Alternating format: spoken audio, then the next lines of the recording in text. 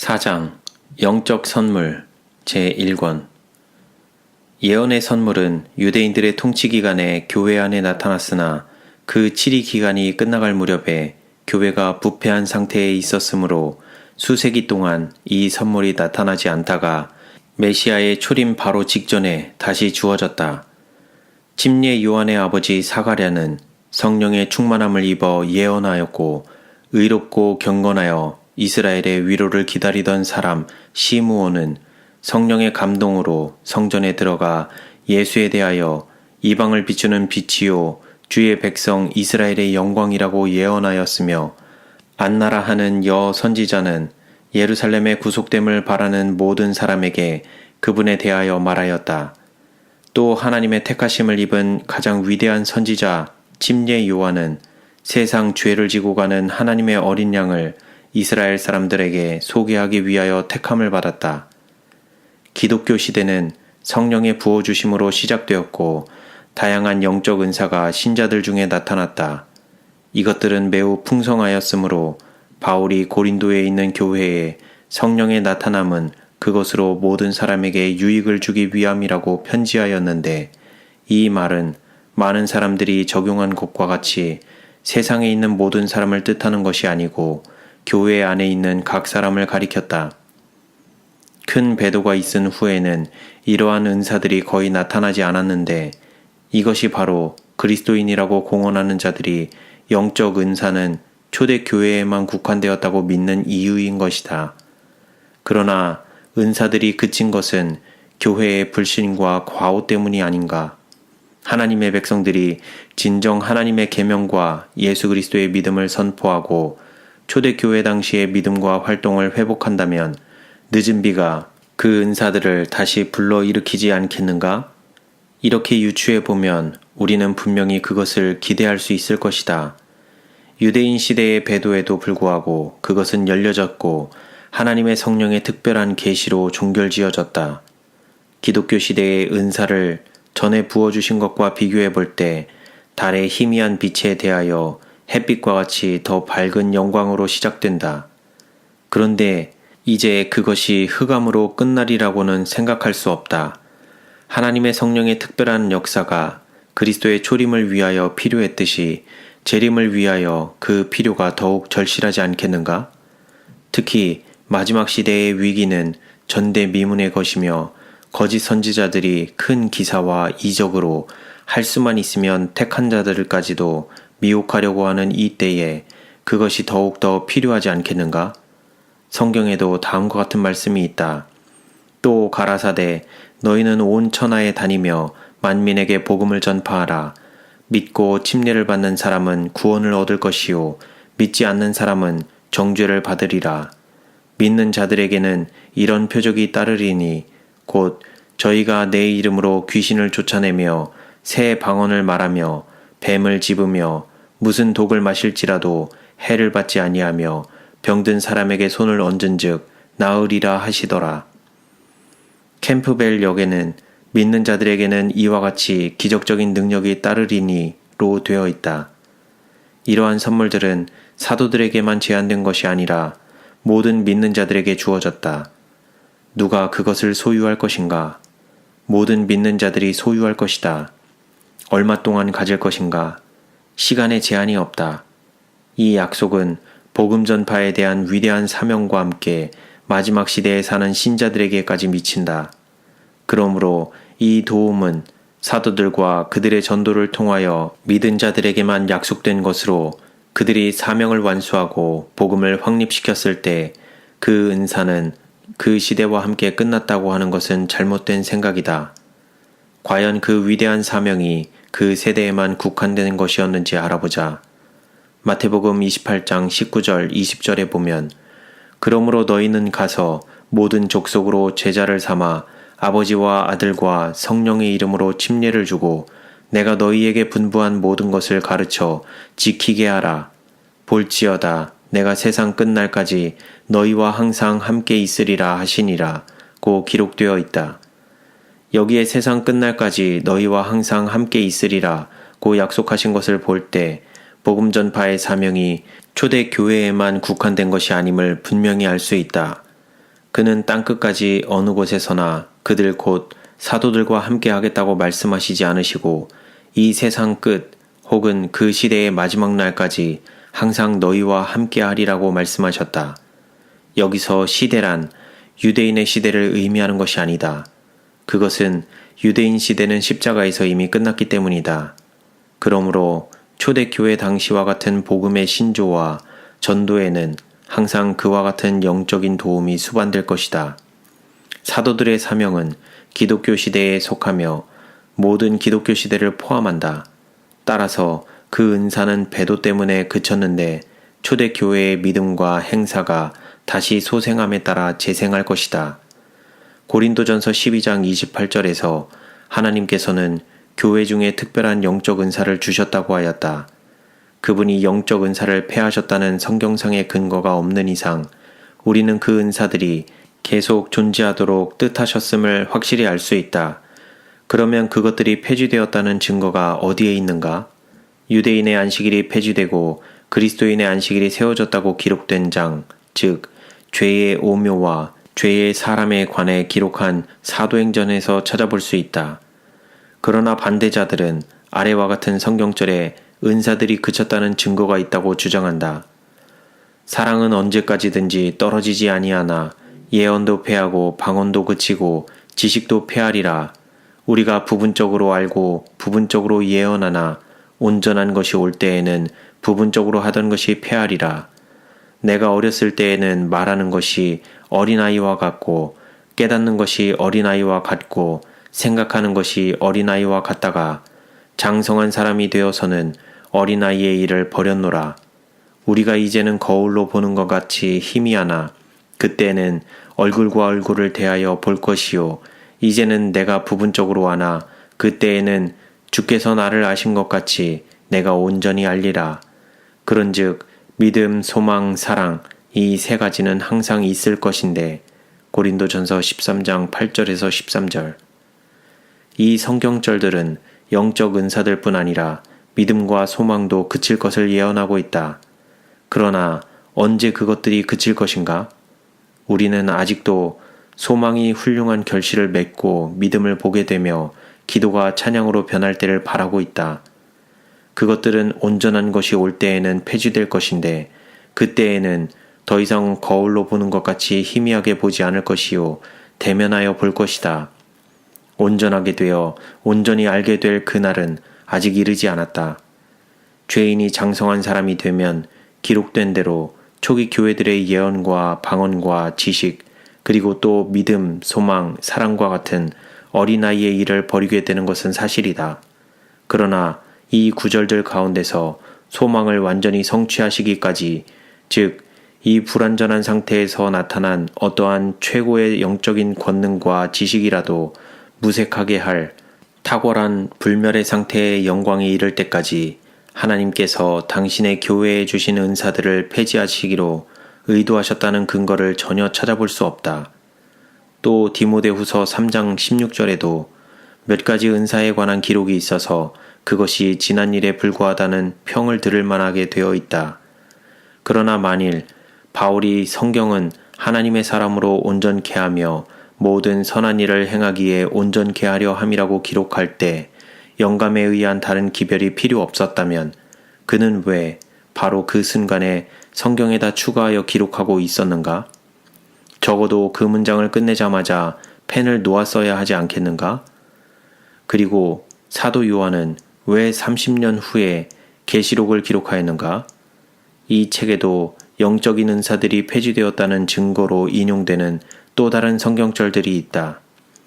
내가 이 책의 예언의 말씀을 듣는 각인에게 증거하노니 만일 누구든지 이것들 외에 더하면 하나님이 이 책에 기록된 재앙들을 그에게 더하실 터이요 만일 누구든지 이 책의 예언의 말씀에서 제하여 버리면 하나님이 이 책에 기록된 생명나무와 및 거룩한 성의 참회함을 제하여 버리시리라. 계시록 22장 18절 19절. 이 성경절은 옛적의 선지자들로 여러 부분과 여러 모양으로 우리 조상들에게 말씀하셨고 복음 시대의 초기에 예수님과 그분의 사도들을 통하여 말씀하신 하나님께서 그 후부터는 그러한 방법으로 인간에게 말씀하시지 않겠다고 약속하신 것이라고 저들은 해석한다. 그러므로 그 후의 모든 예언은 거짓이라고 말한다. 저들은 이것이 기록된 경전의 마지막이라고 말한다. 만일 그렇다면 요한은 왜 그가 반모섬에서 에베소에 돌아온 후에 그의 복음서를 썼는가? 그러므로 더하거나 제하여 버림을 경고한 이 구절은 우리가 가지고 있는 성경 전체를 가리키는 것이 아니고 사도 요한의 계시록을 쓴 다음 그 계시록 책만을 의미한 것임을 분명히 알 수 있다. 그러나 아무든지 하나님의 영감으로 기록된 어느 다른 책에라도 더하거나 제하여 버릴 권리가 없는 것이다. 요한이 계시록을 기록함에 있어서 다니엘서에다가 어떤 것을 더 첨가하였는가? 절대로 그렇지 않다. 일개 선지자가 하나님의 말씀을 바꿀 수 없다. 그러나 요한이 본 계시들은 다니엘이 본 것들을 확증해주고 다니엘서에 나타난 것 위에 많은 빛을 더 비추어준다. 결론적으로 하나님께서는 잠잠하시기로 작정하지 않으시고 지금도 당신의 뜻대로 말씀하신다는 것을 나는 말하고 싶다. 주님께서는 당신이 원하시는 사람을 통하여 말씀하시고 잠잠치 아니하신다. 주여, 당신께서 원하시는 자에게 말씀하옵소서. 주의 종이 듣겠나이다. 그리하여 영적 은사들이 폐하여졌다는 근거를 성경에서 찾아내려는 시도는 완전히 실패로 돌아갔다. 그리고 음부의 문이 교회를 이기지 못하였으며 하나님께서는 아직도 지상에 한 백성을 두고 계시기 때문에 우리는 셋째 천사의 기별과 관련된 은사들이 나타날 것을 기대할 수 있다. 그 개별은 교회를 다시 사도시대의 기반 위에 세울 것이며 그것을 어두움이 아닌 진정한 빛이 되게 할 것이다. 한 걸음 더 나아가서 우리는 마지막 시대에 거짓 선지자가 일어날 것에 대하여 경고를 받고 있다. 성경은 우리가 참과 거짓을 구별해낼 수 있도록 저들의 가르침을 시험해 볼 수 있는 시금석을 주셨다. 최고의 시금석은 하나님의 율법으로서 그것은 선지자가 예언한 것을 그의 도덕적인 성품에도 적용해 보는 것이다. 만일 마지막 시대에 참 예언이 없다면 그 사실을 밝힘으로써 속임을 당할 수 있는 모든 기회를 간단히 제거하는 것이 거짓과 참이 둘 다 있는 것처럼 그것들을 시험해 볼 시금석을 주는 것보다 얼마나 쉬웠겠는가. 이사야서 8장 19, 20절에는 현 시대의 거짓 영들에 대한 기록이 있는데 율법이 시금석으로 나타나 있다. 마땅히 율법과 증거의 말씀을 좇을지니 그들의 말하는 바가 이 말씀에 맞지 아니하면 그들이 정령이 아침빛을 보지 못하리라. 만일 영적 은사와 거짓 예언이 동시에 존재하지 않는다면 왜 그들의 말하는 바가 라고 하였을까? 예수께서도 거짓 선지자들을 삼가라. 그의 열매로 그들을 알지니 라고 말씀하셨다. 이것은 산상설교 중의 일부분인데 이 부분은 복음 시대를 통하여 교회에 일반적으로 적용되어 왔음을 우리 모두가 알고 있는 기정사실이다. 거짓 선지자는 그 열매로서 알 수 있다. 바꾸어 말하면 그들의 도덕적인 성품으로서 알 수 있다는 말이다. 그들의 열매가 좋은 것인지 나쁜 것인지 결정지을 수 있는 유일한 기준은 하나님의 율법이다. 그러므로 우리는 율법과 증거의 말씀을 중요하게 여기게 된다. 선지자라면 이 말씀에 따라 말할 뿐만 아니라 또한 그것에 따라 살 것이다. 그렇게 말하고 또 그렇게 사는 사람이 있다면 감히 그를 비난하지 못할 것이다. 평화에 관한 계시들을 보았다고 주장하는 것이 일반적으로 거짓 선지자들의 특징으로 되어 왔다.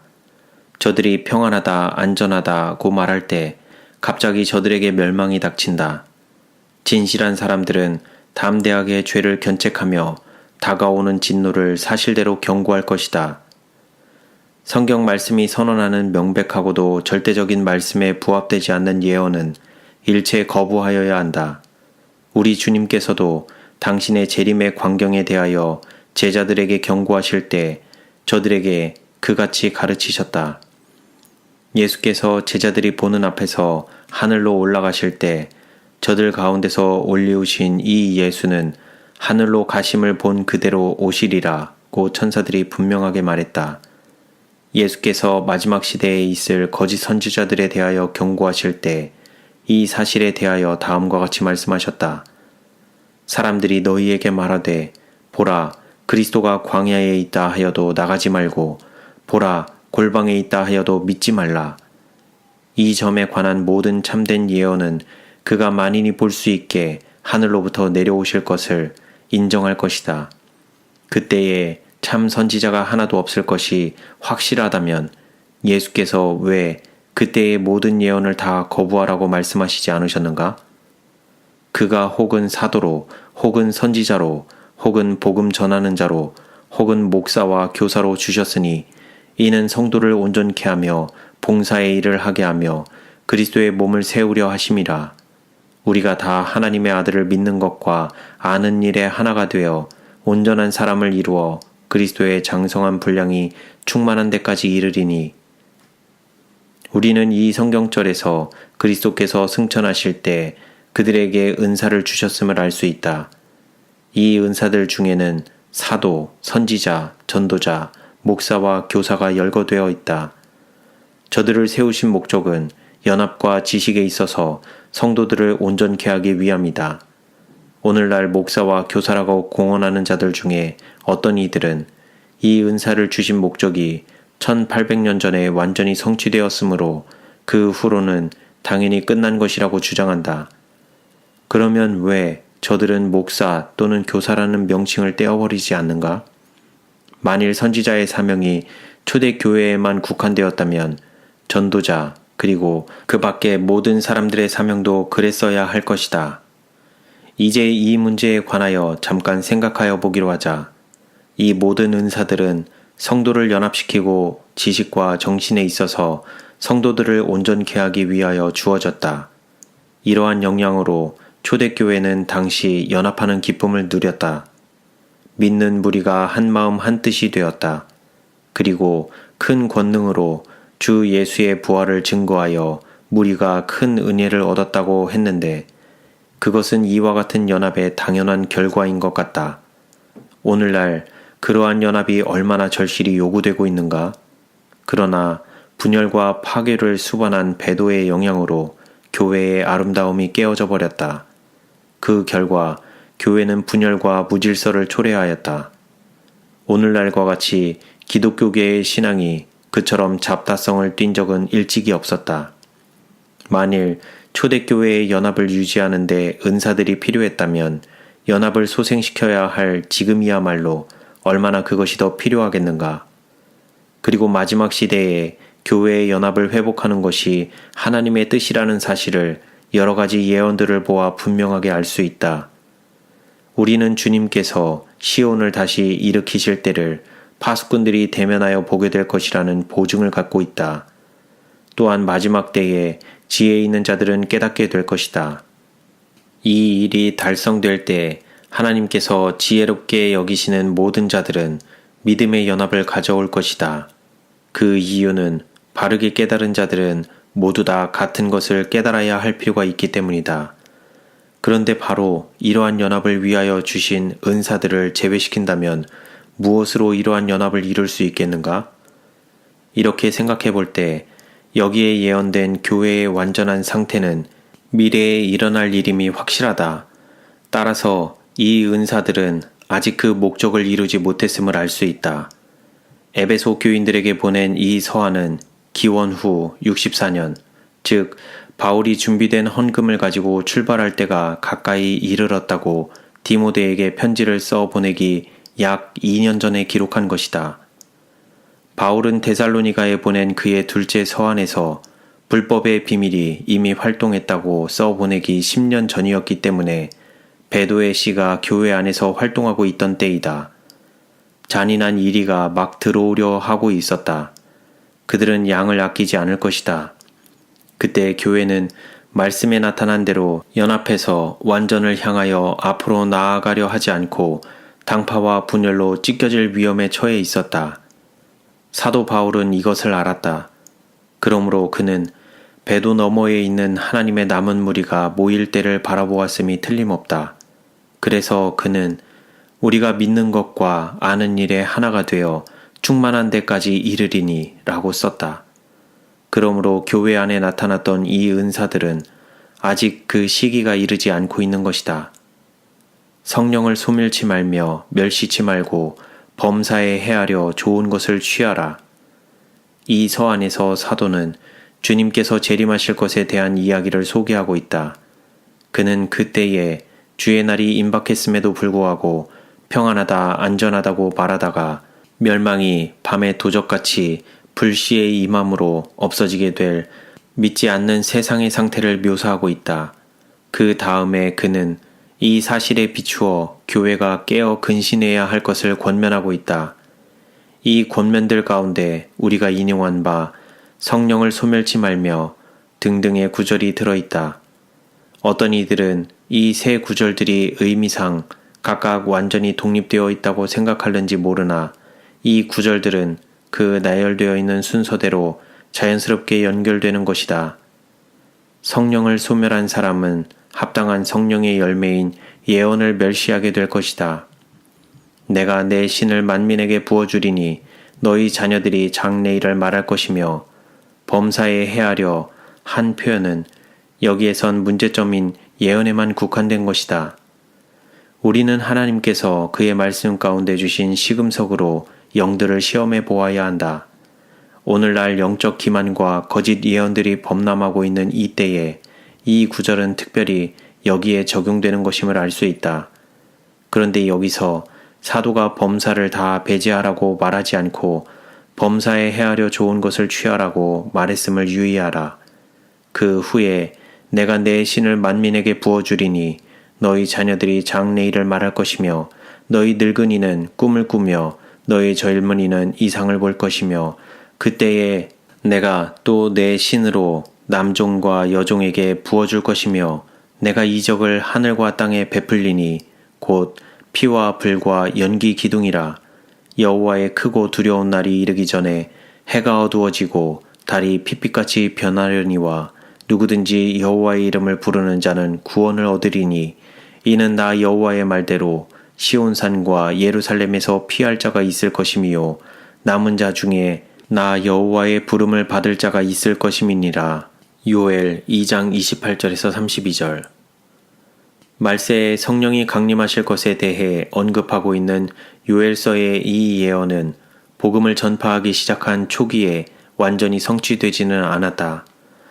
그것은 이 인용절에 나타난 대로 여호와의 크고 두려운 날이 이르기 전에 전조로서 하늘과 땅에 이적을 베푸실 것이라고 하신 것으로 보아 확실하게 알 수 있는 것이다.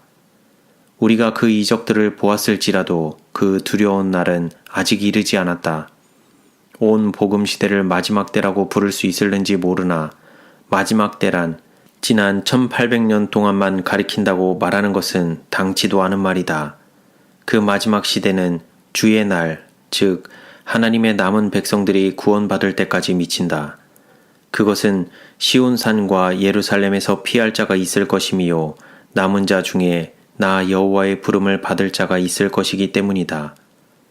여호와의 크고 두려운 날을 알리는 기사와 이적을 나타내는 시대에 존재할 남은 무리는 마지막 시대의 교회에 대하여 묘사한 요한계시록 12장 17절에 기록된 여자의 남은 자손임이 틀림없다. 용이 여자에게 분노하여 돌아가서 그 여자의 남은 자손, 곧 하나님의 계명을 지키며 예수의 증거를 가진 자들로 더불어 싸우려고 바다 모래 위에 섰더라. 복음교회의 남은 무리는 은사를 받을 것이다. 그들에겐 싸움이 불가피할 것인데 그 이유는 그들이 하나님의 계명과 예수의 증거를 가졌기 때문이다. 요한계시록 19장 10절에 보면 예수의 증거는 대언의 영으로 정의되어 있다. 나는 너와 및 예수의 증거를 받은 내 형제들과 함께 된 종인이라고 말한 천사는 요한계시록 22장 9절에 사실상 같은 내용을 반복하고 있다. 나는 너와 내 형제의 선지자들과 함께 된 종이니 우리는 이 두 구절을 비교하여 볼 때 예수의 증거는 대언의 영이라는 표현의 의미를 깨달을 수 있다. 그러나 예수의 증거는 한 성령에 의해서 주시는 모든 은사들을 포함한다. 사도 바울은 이렇게 말한다. 그리스도 예수 안에서 너희에게 주신 하나님의 은혜를 인하여 내가 너희를 위하여 항상 하나님께 감사하노니 이는 너희가 그의 안에서 모든 일, 곧 모든 구변과 모든 지식의 풍족함으로 그리스도의 증거가 너희 중에 견고케 되어 너희가 모든 은사에 부족함이 없이 우리 주 예수 그리스도의 나타나심을 기다림이라. 그리스도의 증거가 고린도 교회 안에 견고케 되었을 때 그 결과는 어떠했는가? 그들이 모든 은사에 부족함이 없게 된 것이다.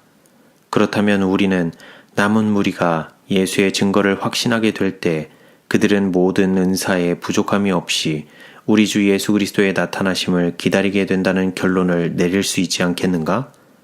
R.F. 코트렐